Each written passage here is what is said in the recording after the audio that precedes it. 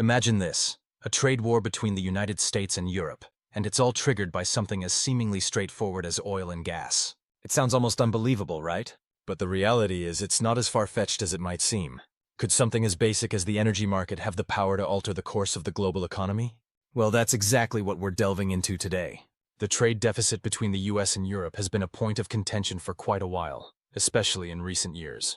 Former President Donald Trump, in particular, has been vocal about it. He's been raising concerns over the US's trade imbalance with Europe and suggesting a simple solution: boosting oil and gas exports. But is that really the fix? Let's break it down and see if this solution can truly tackle the issue at hand. To start, we need to address the big question.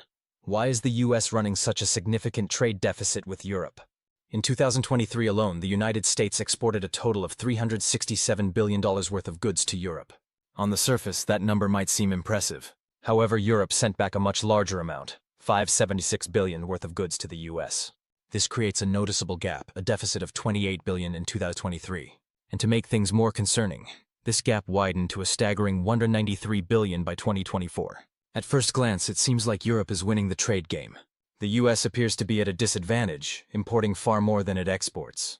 But here's the critical point. You can't just look at goods when discussing trade deficits. Donald Trump has often emphasized the goods aspect of trade, but there's more to the story. The US actually enjoys a substantial surplus when it comes to services, and this is an important factor that can't be overlooked. In 2023, the United States had a remarkable $115 billion surplus in services.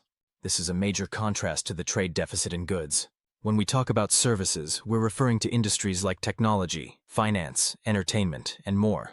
Big American companies like Google, Microsoft, and Facebook make billions of dollars every year from Europe. These revenue streams are not included in the goods trade statistics, and as a result, the overall picture of the trade balance is much more complex than just the numbers for tangible goods. So why does Trump focus so much on oil and gas rather than the booming service sector? Well, that's because the US has an impressive surplus in services, but these earnings are a bit more abstract and less tangible than the physical products that people can easily see and quantify, like cars or machinery.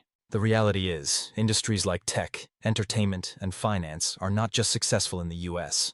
They are global giants that pull in huge profits from their European counterparts. In fact, American tech companies like Facebook, Google, and Apple have established themselves as titans in Europe, generating billions of dollars in revenue year after year.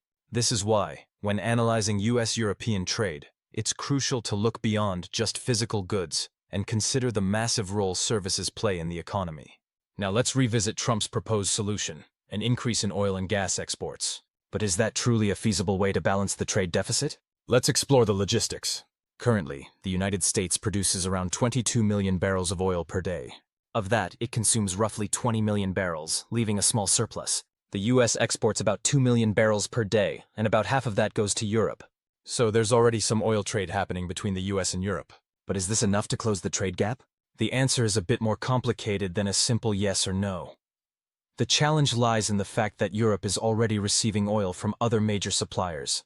Countries like Russia and nations in the Middle East have long-standing deals with European countries, making it a challenge for the US to simply swoop in and take a larger share of the market.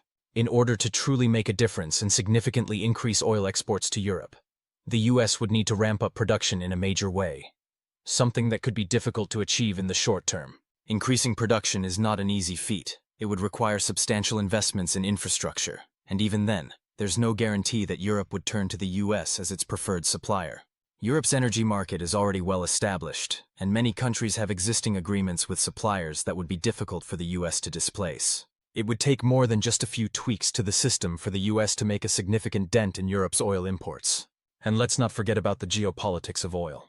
The US would have to compete with a variety of other global players who are vying for Europe's energy market, making it even more challenging to create a lasting impact. Before we continue further into the complexities of this issue, let's pause for a moment. Are you finding this analysis helpful? If so, please take a moment to like and share this video. And don't forget to subscribe to our channel for more in-depth discussions about global trade, China's rising influence, and the forces shaping the world economy today. Now let's continue. Given the situation, one might wonder, is Trump's focus on oil and gas exports a realistic solution to the trade deficit? Or is it just a simplified response to a more nuanced issue? The truth lies somewhere in between. While increasing energy exports could help the U.S. economy in some respects, it's unlikely to be the magic bullet that balances the trade scales with Europe. Instead, a broader strategy that addresses not just goods but services, energy, and even new technologies will likely be required to resolve the trade imbalance in a sustainable and long-term manner. As we move forward, it's clear that the trade dynamics between the U.S. and Europe are much more complex than they may appear at first glance. It's not just about oil, gas, or any one commodity. It's about an interconnected global economy where the flow of goods, services, and energy is constantly shifting. Can the U.S. meet Europe's oil needs? The answer to this question is more complicated than it may seem. While there is potential for the United States to help Europe meet its oil and energy needs, doing so would require substantial changes and infrastructure development, changes that simply aren't in place right now. This brings us to another vital energy source, natural gas. Can the U.S. increase gas exports to Europe? Former President Trump has suggested that natural gas could play a pivotal role in helping balance the U.S. trade deficit. The U.S. produces far more natural gas than it uses domestically, which means there is an opportunity to ramp up exports. However, there is a significant hurdle: liquefaction. Natural gas must be liquefied, LNG, before it can be shipped overseas. Europe, however, does not yet have enough terminals to handle a massive increase in LNG imports from the U.S. While countries like Germany and Poland are working hard to build additional LNG terminals, these projects are time-consuming and expensive, and Europe doesn't have the luxury of waiting for these facilities to come online quickly. So, even though the U.S. could technically export more natural gas, it's not just about producing it. It's about building the necessary infrastructure on both sides of the Atlantic. This includes more LNG export terminals in the U.S. and more import terminals in Europe. As of now, this process is slow, and it's unlikely to be a quick fix for Europe's energy needs. Tariffs and their potential impact on the global economy. But Trump's concerns aren't limited to energy. He's also threatened to impose tariffs. If he moves forward with these tariff policies, it's not just the U.S. and Europe that will feel the impact. There will be global repercussions. Higher tariffs mean higher prices on goods, and that leads to inflation. The economy could slow down as consumers and businesses alike grapple with rising costs. Additionally, if the U.S. imposes tariffs, Europe may retaliate with their own tariffs on American goods. This creates a situation where U.S. exports become more expensive, making it harder to sell products abroad. It could potentially reduce demand, further slowing international trade. But the consequences aren't just limited to trade between the U.S. and Europe. Global trade, including that of countries like India, which depend heavily on international commerce, could be severely disrupted. The ripple effects could lead to slower global growth and possibly even a global recession. While Trump believes tariffs could be the solution to the U.S. trade deficit, it's important to note that these measures could do more harm than good. They might not only hurt trade with Europe, but also harm the broader global economy, leading to a period of economic stagnation or downturn. The real impact of tariffs. Let's take a closer look at tariffs. The goal is to impose taxes on imports from foreign countries, right? But the reality is that the cost burden is passed on to consumers. This means that, rather than the foreign government bearing the brunt of the tariff, the American consumer is likely to pay higher prices. When you walk into your local store, the prices you see on everyday goods, whether it's electronics, clothing, or food, will be higher. The impact is straightforward: inflation.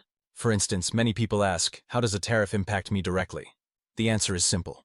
Instead of the government of the country exporting goods to the U.S., absorbing the cost of the tariff, that increased cost is passed directly to you, the consumer. This results in higher prices for everyday items. It's that simple. Former President Trump's rhetoric on tariffs often centers on the idea that the Chinese or other nations will bear the cost. But economically, this is not the case. It's the American consumer who ends up feeling the financial burden. The bigger picture: a global economic slowdown. If the U.S. proceeds with its tariff policies, the resulting disruptions could reverberate around the globe. Countries that depend on trade, like India, could face interruptions that harm their economies. With tariffs limiting trade between key economies, global growth could slow, leading to a potential global recession. So what does this mean for the U.S. and Europe? As we wrap up, it's clear that Trump's concerns about the trade deficit are valid, but the solutions he proposes may not be as straightforward as they seem. Increasing oil and gas exports to Europe is not as simple as ramping up production. The infrastructure required to facilitate these exports isn't in place yet, and developing it will take considerable time and investment. As for the tariffs, the risks are equally concerning. While Trump believes they could fix the trade imbalance with Europe, they might instead exacerbate global economic issues. Tariffs could result in higher prices, slower trade, and a weaker global economy. outcomes that may ultimately create more problems than they solve. The big question, will Trump's tariffs help or harm? The real question now is, will Trump's tariff policies help address the trade imbalance with Europe? Or will they just lead to more economic challenges? The global economy is a delicate balance, and disrupting that balance with tariffs could lead to consequences that we are only beginning to understand. We'd love to hear your thoughts on this matter. Do you think a quick fix could solve the issue of trade imbalances? Or is there a deeper, more complex problem at play? Why do you think Trump might be overlooking the challenges involved? Let us know your opinions in the comments section. Want more videos like this one? Don't forget to like, share, and subscribe for exclusive insights into global issues, including how China is continuing to grow its influence across the globe. Stay tuned for our next video.